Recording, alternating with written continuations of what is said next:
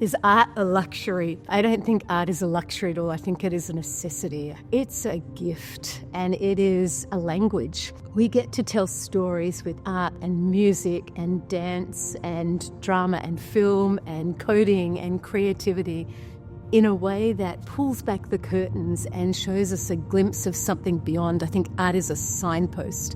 I think art is a way of encountering God, the Creator himself. It's a way of reflecting him.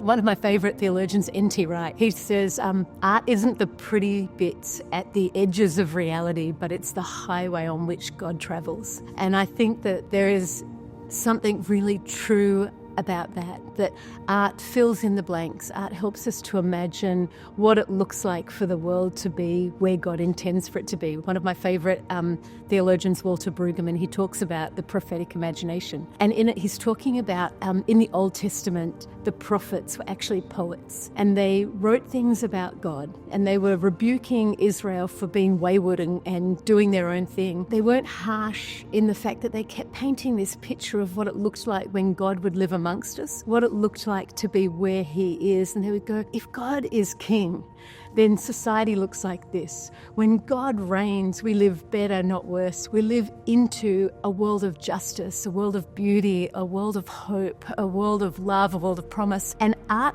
the poets, the art of the poets and the words that they used created this new reality. And I think it is the same with physical art. Paintings and music and song and vocals and film, that helps us to live into a different story, that it paints a picture of what it looks like for God to be king, for beauty to actually have its way. It is a way to enter into an imagination for how the world should be, a different way of viewing reality. I do not think it is a luxury at all.